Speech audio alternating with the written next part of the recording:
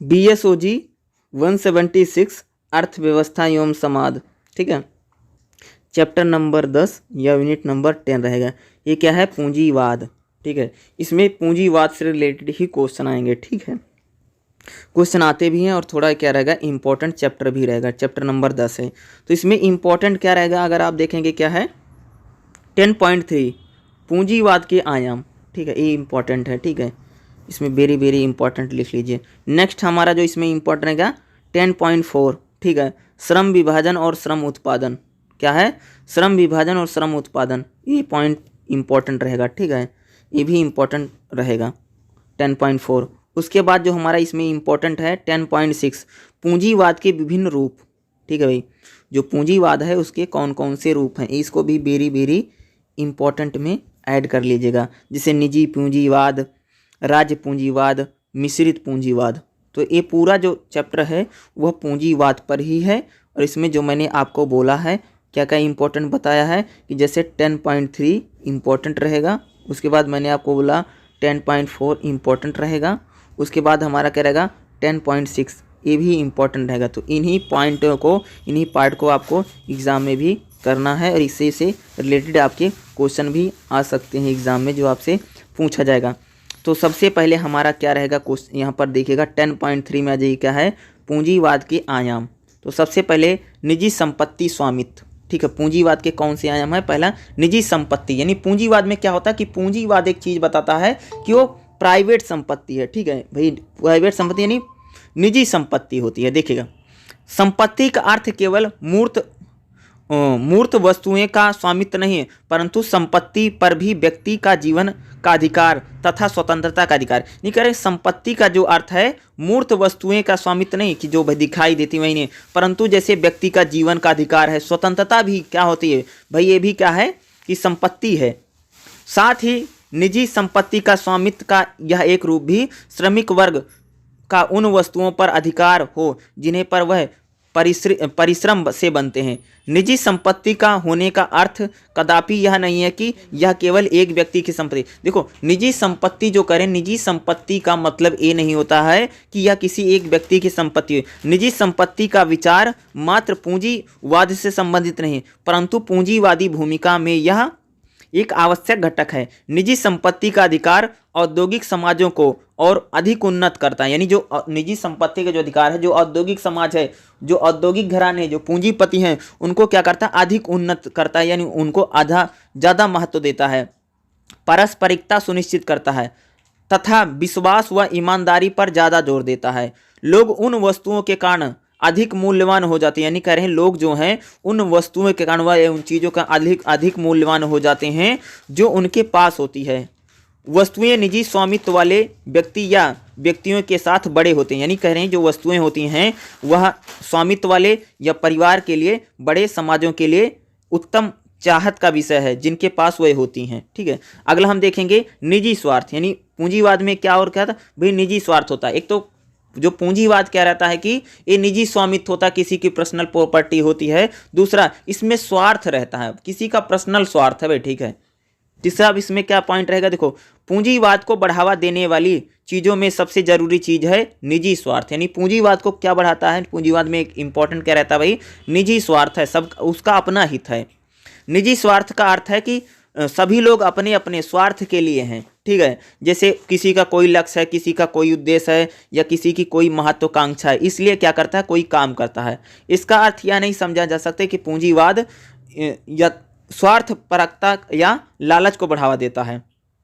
रुचियों तथा लालच के दो अलग अलग चीज़ें नहीं हैं। लालच में भी अपनी रुचि में अपना लाभ होता है। जो हमें अच्छा लगता है उसकी चिंता करना या उसे प्राप्त करने का प्रयास करना लालच के दायरे में आता है। जब हम अपने स्वार्थ की पूर्ति करते हैं तो दूसरे के स्वार्थ को अपेक्षा उन्नत होती है। इनमें किसी तरह के कोई वैधानिक प्रावधान शामिल नहीं है। निजी स्वार्थ मनुष्यों की वंशानुगत विशेषता होती है। कह रहे हैं जो निजी स्वार्थ होती है भैया, जो मनुष्य है उसकी विशेषता है वंशानुगत, ये उसमें रहेगा ही।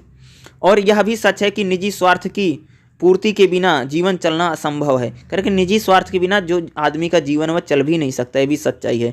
पूंजीवाद में निजी स्वार्थ का इस्तेमाल होता है, यानी पूंजीवाद में क्या अगर हम बात करें कि पूंजीवाद है, इसका मतलब क्या है, वहाँ पर निजी स्वार्थ जरूर होगा, परंतु इसका अर्थ कदापि नहीं है कि पूंजीवाद से प्रभावित लोग केवल अपने लाभ के पीछे भागते, यानी इसका मतलब नहीं कि पूंजीवाद के लिए लोग अपने लाभ के पीछे, परंतु यह सच है कि उनके अपने लाभ में उनके परिवार या तो उनके परिवार या उन्हें प्यार करते हैं या फिर भी लाभ अंतर्निहित हैं। इतना ही नहीं, लोग अपने हिस्से में आने वाले लाभ को दूसरों के साथ बांटते हैं। पूंजीवाद में जो अपने हिस्से में लाभ आता है क्या करते हैं, उसको दूसरों के साथ भैया साझा करते हैं, दूसरों के साथ बांटते हैं। और कभी कभी तो वह स्वयं को प्राप्त हुए लाभ को भी सभी सहकर्मियों को बांटते हैं, यानी जो उनके साथ लोग काम करते हैं उनके साथ भी क्या करते हैं, इसको बांटते हैं या इसको शेयर करते हैं, बांटना पसंद करते हैं।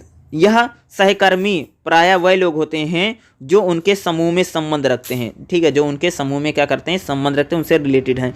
अगला पूंजीवाद में क्या है भाई, प्रतियोगिता होती है, ठीक है, यानी कंपटीशन है पूंजीवाद में, ठीक है। देखिएगा, प्रतियोगिता तथा प्रतिस्पर्धा पूंजीवाद का महत्वपूर्ण तत्व, यानी पूंजीवाद क्या बताता है भाई, प्रतिस्पर्धा, कंपटीशन या प्रतिस्पर्धा है, ठीक है। पूंजीवाद के समर्थक प्रतिस्पर्धा के बारे में बहुत कम ज्ञान रखते हैं। प्रतिस्पर्धा एक सतत चलने वाली प्रक्रिया है जो आगे बढ़ती है, स्थिरता प्रदान करती है और नवीनता लाती है। उन्हें प्रतिस्पर्धा के सबसे बड़े लाभों के रूप में देखती है। पूंजी संचय के लिए भी प्रतिस्पर्धा अत्यधिक, यानी पूंजी को इकट्ठा करने के लिए भी क्या भाई, जो प्रतिस्पर्धा है वो बहुत ज़्यादा महत्वपूर्ण है। स्वतंत्रता बाजार में उपभोक्ता को प्रतिस्पर्धा विरोधी की तुलना में सर्वोत्तम सेवाएं प्रदान करने के लिए लागू, यानी प्रतिस्पर्धा जो होती है वह बाजार में जो प्रतिस्पर्धा विरोधी हैं उनके लिए जो सर्वोत्तम सेवाएं हों इसको लागू करने के लिए उपयोगी की जाती है। विरोधी शत्रु नहीं होते हैं, परंतु प्रतिस्पर्धा के आधार पर उत्पादन और उपभोक्ता को मिलने वाला महत्व है। प्रतियोगी के केंद्र में प्रतिस्पर्धा का मूल्य नवीनता पर, मौलिकता पर, गुणवत्ता पर, इन पर अधिक, जो प्रतिस्पर्धा का मतलब कंपटीशन है भाई, मैं इतनी अच्छी चीज़ बेच रहा हूँ, मेरे लोग सामान खरीद रहे हैं, कोई नया मार्केट में आएगा तो अलग प्रकार से कोई वस्तु बनाएगा या कोई चीज़ बनाएगा, लोग उसके सामान को खरीदेंगे या उसकी वस्तु को ज़्यादा खरीद नहीं भाई, अगर मेरी ज़्यादा से ज़्यादा लोग मेरे प्रोडक्ट को खरीदें, इसको हर कंपनी हो, हर उद्योगपति लाभ कमाने के उद्देश्य से करता है, ये आपको प्रतिस्पर्धा आपको दिखाई देगा, ठीक है। हर कंपनी करती है, हर जो होती हर बेचने वाला व्यक्ति इसको प्रतिस्पर्धा वह करता है, या इसमें इम्पोर्टेंट तत्व के रूप में हम इसको देख सकते हैं। प्रतियोगी के केंद्र में प्रतिस्पर्धा का मूल्य नवीनतम पर होता है भाई, कि ज़्यादा से ज़्यादा अच्छी चीज़ हो, मौलिक हो, गुणवत्ता हो, ठीक हो। प्रतियोगिता और प्रतिस्पर्धा में केंद्र के, अगर हम बात करें जो प्रतिस्पर्धा है, जो प्रतियोगिता है, उसके केंद्र में उत्पादक से अधिक उत्पादन करना, यानी प्रतियोगिता में क्या होता है कि जो प्रोडक्शन करवा रहा वो सोचता कि ज़्यादा से ज़्यादा हम चीज़ों को उत्पादन कर लें, उत्पादन के स्तर में वृद्धि करना भाई, जो प्रोडक्शन हो रहा हो ज़्यादा से ज़्यादा हो सके, उसकी गुणवत्ता है भाई, उसकी क्वालिटी जो बेहतर रहे, अच्छी चीज़ रहे, उसका मूल्य भी अच्छा रहे, इसके लिए वो क्या करता है, प्रतिस्पर्धा को बनाए रखते हैं भाई। कंपटीशन बहुत है मार्केट में, अगर आप देखोगे तो कंपटीशन आपको देखने मिला, तो वही चीज़ों को बता। अगला क्या है, मूल्य तंत्र। मूल्य तंत्र भी यानी कह सकते हैं जो पूंजीवाद में होता है, जो प्राइस है वो बहुत इंपॉर्टेंट है, ठीक है।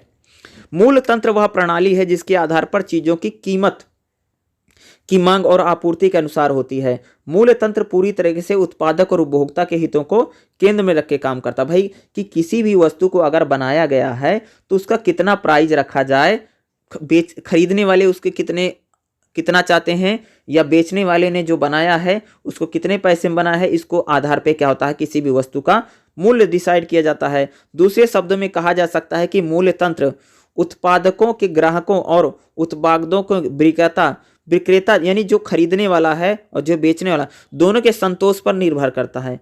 मूल्य तंत्र के काम करने का आधार स्वतंत्र बाजार, ये मूल्य तंत्र जो होता है किसके आधार पर काम करता है, स्वतंत्र बाजार के आधार पर होता है, जिसमें बदली कीमतों के आधार पर उत्पादन की गुणवत्ता और मात्रा तय होती है। परंतु कभी कभी खरीदार तथा विक्रेता जो खरीदने वाले हैं, जो बेचने वाले हैं, इनके अलावा सरकार भी बाजार को नियंत्रित करती है, यानी जो हमारी बाजार है, जो सरकार है, ये भी इसको नियंत्रित करती है, कह सकते हो भाई कंट्रोल करती है। इससे गरीबों को उचित मूल्य में वस्तुएं प्राप्त होती हैं। ठीक है भाई, कभी सस्ते बेच देंगे, कभी महंगी बेच देंगे, नहीं ज़्यादा से ज़्यादा चीज़ें।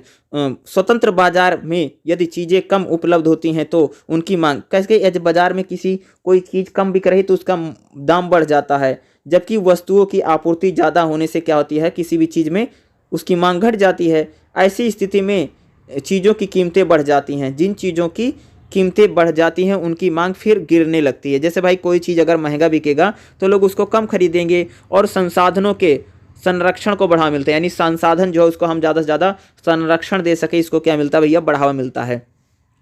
बदलती कीमतों उत्पादक और उपभोक्ता दोनों को एक दूसरे के विपरीत है, यानी जो बदलती कीमतें होती हैं, जो उत्पादक है और जो उपभोक्ता है, दोनों को एक दूसरे के विपरीत और बाजार से बाहर निकल जाए और निर्माता से कहती हैं कि वह बाजार में अपने उत्पाद उतारे जहां उत्पादक के बीच प्रतिस्पर्धा की स्थिति, यानी जो बनाने वाले हैं, जो खरीदने वाले हैं, वो वहीं पर अपने प्रोडक्ट को बनाना चाहता है या उतारना चाहता है जहां पर उसके लोग ज़्यादा से ज़्यादा खरीदार हों।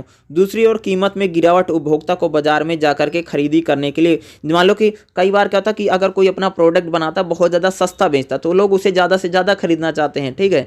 जैसे भाई जियो आया था, उसने क्या कर दिया, चीज़ों को इतना सस्ता कर दिया कि दूसरे को मार्केट पूरा ख़राब हो गया। तो वही करा ना कि कई बार जो मूल्य होता है, मूल्य डिसाइड करता है कि बाजार का इंटरेस्ट। अगर कोई चीज़ बहुत महंगी बिक रही है तो लोग उसको नहीं खरीदेंगे, ठीक है। अगर बहुत सस्ती बिक रही होगी तो लोग उसको ज़्यादा खरीदेंगे, खरीदारी बहुत बढ़ जाएगी, प्रेरित करेगी, उत्पादक को हतोत्साहित करती है कि वह बाजार के बाहर आए, निकल आए, ठीक है। नेक्स्ट इसमें हमारा जो पॉइंट रहेगा 10.4 में, इसमें देखिएगा क्या है, श्रम विभाजन और श्रम उत्पादन, ठीक है। क्या है श्रम विभाजन और श्रम उत्पादन, क्या होता है, दो पार्ट है इसमें, देखिएगा। श्रम विभाजन श्रमिकों के कार्य और कौशल के आधार पर, यानी जो श्रम विभाजन है, देखो कोई भी अगर श्रमिक है, जो वर्कर है, वह उसमें कितना, श्रम विभाजन इसके आधार पर होता है वह उसमें कौशल कितना, भाई वह कितना पढ़ा लिखा है, वह किसमें कितने उसमें स्किल आती है, इसके आधार पर उसके जो काम है, काम का बंटवारा किया जाता है। लोग उन उत्पादों पर निर्भर करते हैं जो उन तक पहुंचाई जाती है, यानी वही उत्पाद तो हम खरीदने चाहते हैं जो हम तक पहुंचता है। ये उत्पाद उनके जीवन चलाने तथा हितों के साधने के लिए, उनके जो जीवन चलाने जो हित है उनको साधने के लिए जरूरी है। इन वस्तुओं का उत्पादन श्रम शक्ति पर, यानी वस्तुओं का उत्पादन किस पर होता है भाई, श्रम शक्ति, यानी लोग कितने, उसके आधार पर वस्तुओं का उत्पादन होता है। अगर भाई ज़्यादा लोग होंगे तो ज़्यादा चीज़ बनेगी, कम लोग होंगे तो कम उत्पादन होगा। जो श्रमिकों के बीच कौशल पर आधारित या विभाजित की जाती है। श्रम विभाजन में उत्पादन वृद्धि करता है, यानी श्रम विभाजन अगर बात करें, जो उत्पादन है वो क्या करता है, उसको बढ़ाता है, उसमें क्या है, बहुत ज़्यादा उसमें वृद्धि होती है, इसको बढ़ा देता है। और कौशल तथा अर्जित जानकारी से श्रमिकों की उत्पादन क्षमता में वृद्धि, यानी जो श्रमिक होते हैं अगर उनमें कौशल है, अगर जानकारी है, तो श्रमिकों की जो उत्पादन वृद्धि है वो बढ़ जाएगी। उत्पादन की प्रक्रिया से श्रमिकों का ज्ञान, जो उत्पादन की प्रक्रिया से क्या होता है, जो श्रमिक हैं, जो काम करने वाले लोग हैं, उनका ज्ञान बढ़ता है और वह श्रमिकों को विशेषज्ञ और अर्ध विशेषज्ञ, जो अगर कोई श्रमिक है ज़्यादा से ज़्यादा उत्पादन करेगा किसी चीज़ का तो भाई एक्सपर्ट बन जाएगा, ठीक है। श्रम विभाजन से श्रमिक अनेक प्रकार के कार्य को करने के लिए अपने श्रम का, इस श्रम विभाजन से क्या होता है, जो श्रमिक होते हैं अपने कार्य करने का उपयोग करते हैं। इसका वर्णन आगे किया गया है, जैसे हम देखेंगे। यानी श्रम विभाजन से क्या होता है भैया कि ज्ञान में वृद्धि होती है, ठीक है। क्या है, हमारा जो ज्ञान होता है, जो जानकारी होती है, इंफॉर्मेशन होती है, वो बहुत ज़्यादा बढ़ती है। देखिएगा, उत्पादन की प्रक्रिया जानकारी का स्तर बढ़ाती है। जैसे हम किसी चीज़ का ज़्यादा से ज़्यादा उत्पादन करेंगे, ज़्यादा से ज़्यादा प्रोडक्शन होगा तो क्या करेगी, हमारे ज्ञान को बढ़ा देगी। यह श्रमिक के कौशल पर निर्भर करता है, यानी जो श्रमिक है या उसके कौशल पर निर्भर करता है कि जैसे अनेक उत्पादों को तैयार करने के तरीके, जैसे हम किसी चीज़ कोई उत्पाद हम तैयार करते हैं तो उसके तैयार करने के तरीके क्या हैं। औद्योगिक श्रमिकों तथा गैर औद्योगिक मजदूर जो हैं, इनके विभिन्न मामलों की विशेष जानकारी रखते हैं। मजदूर उद्योगों में उत्पादन के लिए, यानी जो मजदूर है उद्योगों में उत्पादन के लिए एक होते हैं। श्रम ज्ञान में वृद्धि होती है, जैसे किसी कंपनी बहुत सारे लोग काम करते हैं तो उनमें ज्ञान की वृद्धि होती है, उनमें जानकारी बढ़ती है, ठीक है। इसका सामान्य उदाहरण सब्जियों के उत्पादन से ले सकते हैं। सब्जी उगाने के लिए किसान अनेक लोगों का सहयोग लेते हैं। वह खेत में हल चलाने वाले, जुताई करने वाले, सिंचाई की व्यवस्था के लिए जल पंप, अधिक उत्पादन के लिए खादों का, बीजों का, फसल के लिए अतिरिक्त लोगों की ज़रूरत पड़ती है। सब्जी को उगाने की प्रक्रिया में अनेक लोग योगदान देते हैं। अपने अपने कामों की जानकारी लोग अपनी सेवाएं देते हैं। इससे स्पष्ट होता है कि उत्पादन के लिए जितनी जानकारी एक व्यक्ति या उसके परिवारजनों की होती है, उससे कहीं ज़्यादा जानकारी की आवश्यकता पड़ती है। ठीक है। आधुनिक समाजों में ज्ञान या अन्य माध्यमों से भी प्राप्त किया जा सकता है। विभिन्न कार्यों को कार्य करने के लिए अधिक सक्षम यांत्रिक साधन उपलब्ध हैं जो फसल उत्पादन में अनेक कार्यों को एक साथ कर सकते हैं, जैसे कि ट्रैक्टर, रासायनिक उर्वरक का इस्तेमाल करें। कि अगर हम किसी चीज़ में ज्ञान रहेगा, इन्फॉर्मेशन रहेगी, तो हम किसी भी चीज़ का भाई जो उत्पादन है हम ज़्यादा से ज़्यादा कर सकते हैं। नेक्स्ट हमारा जो रहेगा कौशल विकास। ठीक है, स्किल डेवलपमेंट, कौशल विकास देखिएगा। श्रम विभाजन से कौशल में वृद्धि होती है। अगर हम श्रम को बंटवारा कर देते हैं, श्रम का विभाजन कर दिया जाएगा तो कौशल बढ़ेगा। जैसे 10 लोग हैं तो 10 लोगों के अलग अलग काम कर दिया जाएगा तो उनमें स्किल सीख जाएंगे कोई। ठीक है। विशेष रूप से जानकार तथा व्यावसायिक श्रमिकों के साथ श्रम के साथ काम करने तथा अन्य श्रमिकों में भी कौशल वृद्धि होती है। श्रम विभाजन की कमी के चलते आर्थिक समाज में श्रमिकों को मौका दिया जाता है ताकि वह कौशल प्राप्त श्रमिक के साथ काम करें। ऐसा काम करने से कौशल युक्त श्रमिक कौशल के अधिक जानकार श्रमिकों की उच्च गुणवत्ता वाले उत्पाद तैयार करना सिखा देते हैं। ठीक इसके विरुद्ध श्रम विभाजन यह भी सुनिश्चित करता है कि कौशल यानी जिसमें स्किल है तथा अधिक जानकार है वह सक्षम लोगों को अपने साथ निवेश कौशल रहित मजदूरों को दिशा निर्देश कैसे देते हैं, कैसे करते हैं, इन चीज़ों को भी देख सकते हैं। इससे काम पर लगे हर व्यक्ति का उत्पादन में वृद्धि होती है। जैसे कोई काम कर रहा, अगर उसमें कई सारे लोगों सबको अलग अलग काम दे दिया जाए तो अलग अलग भाई स्किल सीख लेंगे, जिससे क्या होगा, जो उत्पादन है, जो प्रोडक्शन है, जो जिन चीज़ों का उत्पादन किया जा रहा है वो बहुत ज़्यादा बढ़ जाएगा। इस प्रकार श्रम विभाजन केवल गैर जानकार श्रमिकों की जानकारी में वृद्धि नहीं करता है। नहीं करें जो श्रम विभाजन है, जिसको कुछ नहीं पता उसकी जानकारी में वृद्धि नहीं करता, अपितु जिन लोगों को कौशल है, जिन लोगों की स्किल है, जो बहुत जानकार हैं, उनमें भी आर्थिक समाज जो है उत्पादक गुणवत्ता को बढ़ा देगा। अगली पीढ़ी के व्यक्तियों को पिछली पीढ़ी के अनुभव लोगों को सीखकर काम करते हैं। उत्पादन प्रक्रिया में वृद्धि धीरे धीरे वृद्धि कहते हैं कि जो लोग, जैसे मान लो कि पीढ़ी दर पीढ़ी अगर किसी काम को सीखा जाता है तो उसमें वृद्धि कम रहेगी। अगर अलग अलग काम को बांट दिया जाएगा, अगर लोग अलग अलग काम करेंगे तो उनमें जो स्किल है, जो कौशल है भाई, वो ज़्यादा से ज़्यादा क्या होगा, बढ़ेगा या डेवलप होगा।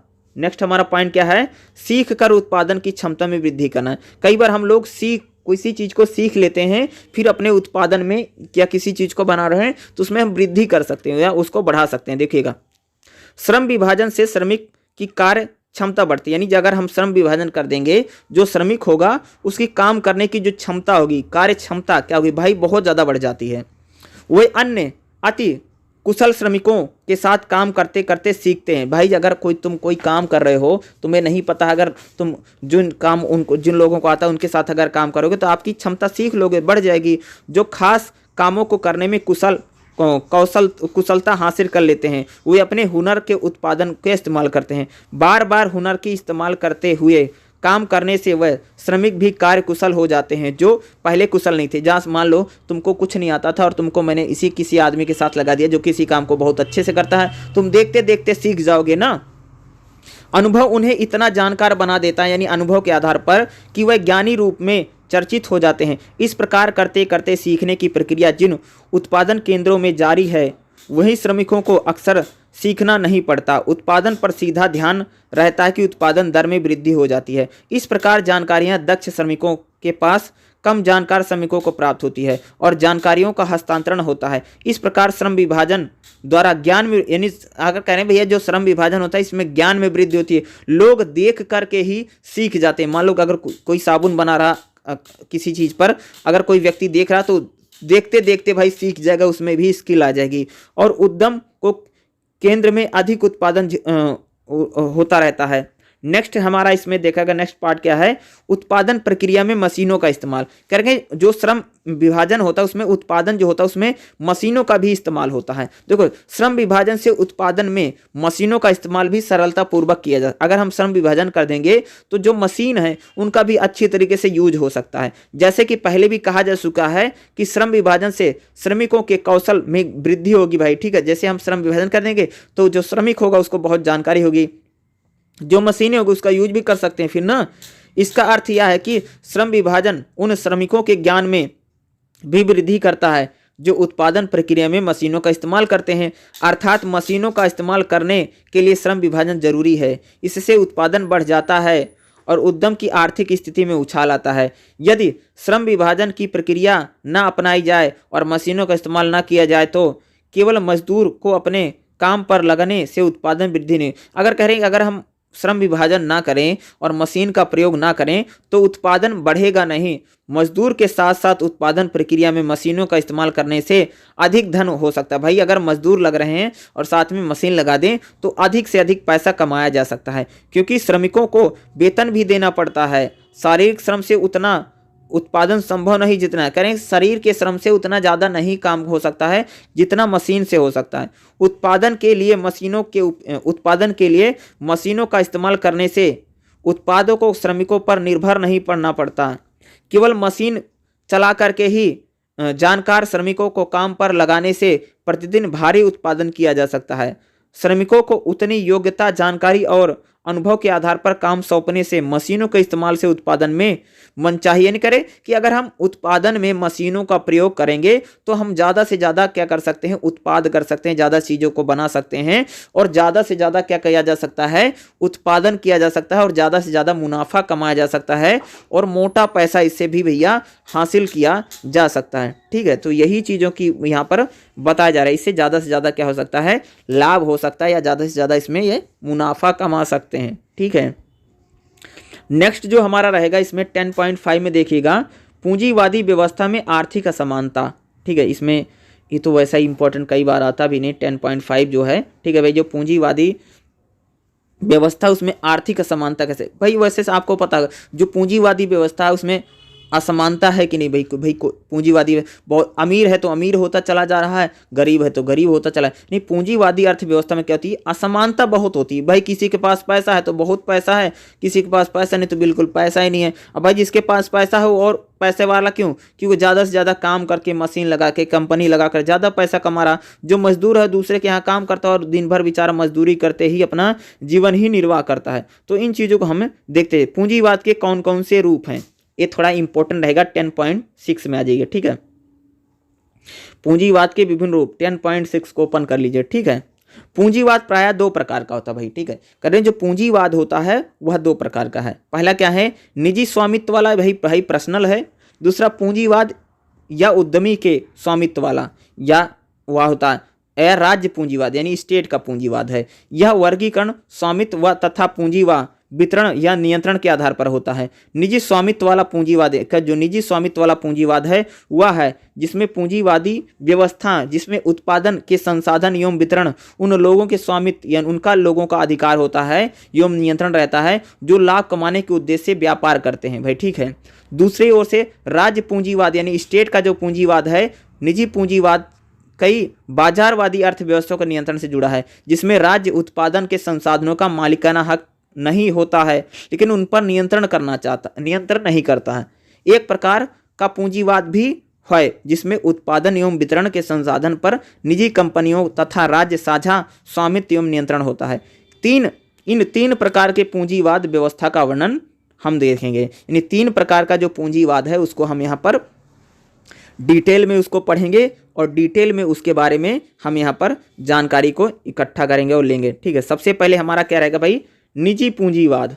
देखिएगा, निजी पूंजीवाद वह पूंजीवाद है जिसमें पूंजीवाद की वंशानुगत रचनाओं तथा नौकरशाही निगम के उत्पादन के संसाधन तथा उत्पादन से मिलने वाले समूचे लाभ पर नियंत्रण करती है। कहीं जो निजी पूंजीवाद है वह पूंजीवाद है जिसमें वंशानुगत, ठीक है, संरचना है, निगम नौकरशाही निगम है, संसाधन है, उत्पादन, समूचे लाभ को नियंत्रित करे। यानी इसमें क्या है, वंशानुगत चलता है। और निजी पूंजीवाद का मतलब जैसे मान लो कि भाई मेरा पर्सनल का कोई काम है या किसी के पिताजी ने कंपनी खोली तो उसका बेटा देख रहा, तो एक निजी पूंजीवाद है। वो उसकी फादर की कंपनी थी, आज वो चला रहा है, पर उसके बेटे चला रहे हैं। इस प्रकार से समाज शास्त्र तथा अर्थशास्त्र में इस प्रकार का पूंजीवाद बाजारों की व्याख्या करता है। बाजार स्थलों का कर निगमों का आधिपत्य रहता है और वह जनहित में कार्य नहीं करते। यानी निजी पूंजीवाद कर रहे हैं, जो भाई निजी पूंजीवाद होता है वह जनहित में कार्य नहीं करता है, लोगों के लिए काम नहीं करता। अब भाई सिंपल सी बात करें, आज हम देखें भारत में अगर जैसे अंबानी है, अडानी है, तो क्या करें, वो जनहित में कार्य थोड़ी करते हैं भाई। उनकी जो कंपनी है, जो इंडस्ट्री है, आम लोगों के लिए थोड़ी काम करती है, बल्कि वो सिर्फ क्या है, ज़्यादा से ज़्यादा मुनाफा कमाने से, ज़्यादा से ज़्यादा पैसे कमा सकें या ज़्यादा से ज़्यादा उनको लाभ हो सके, इसलिए वो सब काम करें ना। उनका पूंजीवाद क्या है, जनहित का कार्य नहीं है, बल्कि वो क्या है, निजी है, पर्सनल है, खुद का स्वार्थ है, खुद वह ज़्यादा से ज़्यादा पैसे कमाना चाहते हैं। ठीक है, इसीलिए अनेक विद्वान मानते हैं कि खासकर समाजशास्त्र के विद्वान कि निजी पूंजीवाद लोकतंत्र के मानकों के खिलाफ काम करता है। यानी ज़्यादातर जो विद्वान है, ज़्यादातर भाई जो जानकार हैं, जो कहते हैं कि जो निजी पूंजीवाद है लोकतंत्र यानी जो डेमोक्रेसी है उसके खिलाफ काम करता है। यानी कह रहे हैं कि ये सिर्फ अपनी चीज़ों को ज़्यादा ज़्यादा कमाना चाहता है, अन्य चीज़ों को नहीं देखता, यानी खुद ज़्यादा ज़्यादा मोटा पैसे, यानी लोकतांत्रिक नहीं है। ठीक है, निजी पूंजीवाद समाज के लोगों के बराबरी की शक्ति संबंध के विचार को खारिज करता है। यानी जो निजी पूंजीवाद है ये कभी नहीं चाहता है कि लोगों में बराबरी हो, लोग एक बराबर के रहें, ये बिल्कुल भी कभी ये स्वीकार नहीं करता, बल्कि इसको खारिज करता है। यह केवल निजी निगमों के हितों के लिए काम करता है। यानी जो निजी पूंजीवाद है वह केवल अपने लिए काम करता है, वो निजी कंपनी, निजी हित के लिए ही काम करता है, यह हमें दिखाई देता है। ठीक है, नेक्स्ट हमारा क्या है, राज्य पूंजीवाद। ठीक है, स्टेट पूंजीवाद क्या है इसको देखेगा। राज्य पूंजीवाद पूंजीवाद का एक महत्वपूर्ण रूप है। यानी जो स्टेट पूंजीवाद है जिसको हम राज्य पूंजीवाद कर रहे हैं, वो पूंजीवाद का एक महत्वपूर्ण रूप है तथा यह पूंजीवादी धारणा को स्पष्ट नहीं करते हैं। पूंजीवादी जो धारणा है, जो विचार है, उसको क्लियर नहीं करता है, उसको हमें स्पष्ट करता हुआ नहीं दिखाई देता है। यह एक ऐसा विचार उत्पन्न करता है, जो राज्य पूंजीवाद एक ऐसा विचार उत्पन्न करता है कि पूंजी पर राज्य का नियंत्रण रहता है। यानी कहता भाई जो पूंजी है उस पर राज्य का नियंत्रण है, जबकि सच्चाई इसके ठीक विपरीत है। राज्य पूंजीवाद निजी पूंजीवाद के अंतर्गत बाजार उत्पादन तथा वितरण के संसाधनों पर नियंत्रण कि जो राज्य पूंजीवाद है, जो निजी पूंजीवाद की जो संपत्ति होती है उस पर किसी प्रकार का वह नियंत्रण नहीं करता, कंट्रोल नहीं करता है। राज्य पूंजीवाद बाजार की स्वतंत्रता, यानी राज्य पूंजीवाद कहता है कि जो बाजार है उसको भाई खुला छोड़ दो, उसको स्वतंत्र छोड़ दो। श्रमिकों की स्वतंत्रता को लेकर के सरकार का हस्तक्षेप, सिर्फ ये क्या करता है, राज्य पूंजीवाद क्या कहता है कि अगर जो नौकर हैं, जो उसमें लोग काम करें, जो श्रमिक हैं, जो मजदूर हैं, अगर उनकी कभी स्वतंत्रता का हनन होता है या उनको किसी प्रकार की समस्या होती है तो उसमें सरकार हस्तक्षेप करेगी, ये राज्य पूंजीवाद है। इस प्रकार उत्पादन का नियंत्रण एवं विस्तार पुराने और नए प्रकार के आर्थिक बाजारों के माध्यम से राज्य के हाथों में होता है। राज्य पूंजीवाद का उपयोगितावादी विचार यह मानते हैं, यानी राज्य पूंजीवाद यह मानकर चलता है कि राज्य शासक वर्ग है, यानी राज्य शासक वर्ग है एक ताकत हथियार है जो इस वर्ग के बाहर है, वह उत्पीड़न और आधिपत्य के शिकार बनते हैं। यानी राज्य पूंजीवाद एक प्रकार के क्या करता है कि जो लोग पूंजीवाद में काम करें, जो श्रमिक हैं, उनका अगर उनके किसी प्रकार का शोषण होता, उत्पीड़न होता या शिकार होते हैं तो उनके साथ खड़ा होता, उनको न्याय दिलाने में ये राज्य पूंजीवाद क्या करता है, उनकी मदद करता है या हेल्प करता है। तीसरा जो हमारा पूंजीवाद है वो क्या है, अगर आप देखेंगे मिश्रित पूंजीवाद। देखो मिश्रित पूंजीवाद निजी और राज्य पूंजीवाद का मिश्रण है। ये जो मिश्रित पूंजीवाद है वो निजी पूंजीवाद और जो राज्य पूंजीवाद है उसका मिक्स है। ठीक है, मिश्रण है।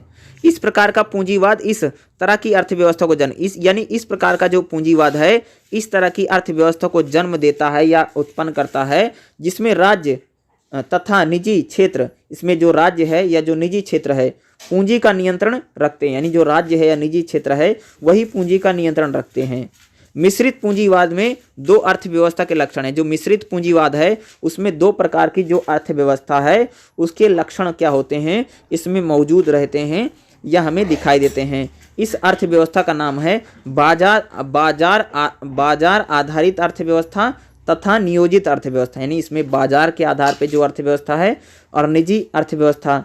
बाजार आधारित अर्थव्यवस्था मांग करती है या बताती भाई कि जो पूंजी पूर्ति के नियम है उन पर निर्भर करती है। इसमें संसाधन का वितरण जो है भाई, किसी भी संसाधन का वितरण कैसे है, मूल्य प्रणाली द्वारा तय किए जाते हैं, यानी उसमें मूल्य क्या है उससे तय करते हैं। इस प्रकार की अर्थव्यवस्था में व्यक्ति के लिए स्वतंत्र होते हैं, यानी इसमें व्यक्ति स्वतंत्र है। क्या उत्पादन किया जाएगा, कौन कहाँ काम करेगा, इसका फैसला स्वयं लेते हैं। इस प्रकार की अर्थव्यवस्था में राज्य का कोई हस्तक्षेप नहीं होता, यानी राज्य हस्तक्षेप नहीं करता। दूसरी ओर नियोजित अर्थव्यवस्था में उत्पादन के संसाधन है तथा उत्पादन एक व्यक्ति या एक व्यक्तियों के समूह का जो एक व्यक्ति है, जो एक व्यक्तियों का समूह है, उसका ही कह सकते हो इसमें नियंत्रण बना रहता है, या उसका ही जो इसमें पूरा कंट्रोल बना रहता है। इसको हम क्या कहते हैं? मिश्रित पूंजीवाद इसको कहा जा सकता है। आगे देखिएगा, उत्पादन का कार्य विभिन्न क्षेत्र मिलकर करते हैं। इसमें यानी मिश्रित पूंजीवाद में क्या होता है भाई? उत्पादन का जो कार्य है विभिन्न क्षेत्र मिलकर करते हैं तथा वितरण का दायित्व सरकार निभाती है। यानी देखो, नीचे मिश्रित पूंजीवाद में क्या था? जो उत्पादन है हर क्षेत्र मिलकर के करेगा, लेकिन वितरण जो है उसका जो बंटवारा सरकार करेगी, दायित्व करेगी, उसका दायित्व है। नियोजित अर्थव्यवस्था में निर्देशित अर्थव्यवस्था भी कहा जा सकता है, यानी कंट्रोल का सरकार इसको निर्देश करेगी, ठीक है, क्योंकि इस अर्थव्यवस्था में नियंत्रण करने वाला अधिकरण विशेष निर्देश जारी करता है जो सबके मान्य नहीं होते। यानी इसमें जो सरकार कहेगी मिश्रित पूंजीवाद में, वह होता सरकार, उसका दिशा निर्देश करती है, ठीक है।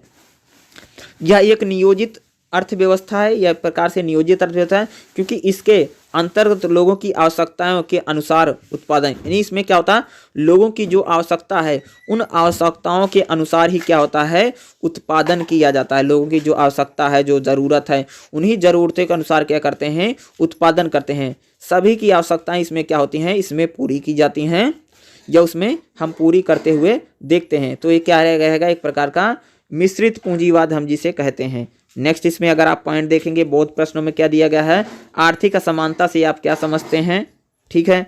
नेक्स्ट इसमें अगर आप देखेंगे, पूंजी और श्रमिकों के बीच असमानताएं 2 स्तरों पर मौजूद हैं, इसके नाम बताइए, ठीक है। जैसे क्वेश्चन दिया गया है कार्ल मार्क्स के अनुसार पूंजीवाद में अंतर, ये कुछ आपका क्वेश्चन दिया। फिर आपका नेक्स्ट इसमें क्या है?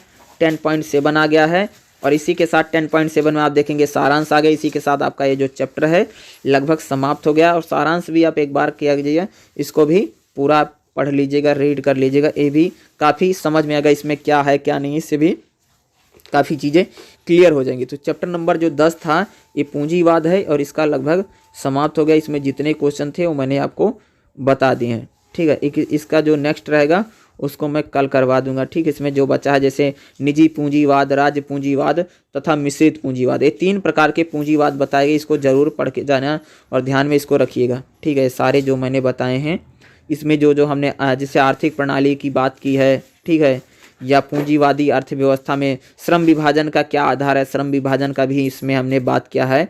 ये सारी चीज़ें जो श्रम विभाजन की आवश्यकता क्यों, या श्रम विभाजन क्यों होता है, या कह सकते हैं कि जो पूंजीवाद है, पूंजीवाद के कौन कौन से आयाम हैं, ठीक है। या पूंजी आयाम का मतलब होता है उसमें क्या क्या चीज़ें शामिल हैं। तो पूंजीवाद के आयाम थोड़ा इम्पोर्टेंट है। फिर पूंजीवाद के जैसे निजी पूंजीवाद कौन कौन से प्रकार हैं, तो आयाम ये सारी चीज़ें ज़रूर पढ़ लीजिएगा। और लगभग ये चैप्टर समाप्त हो गया, इसको एक बार ज़रूर वीडियो देख लीजिएगा, ठीक है।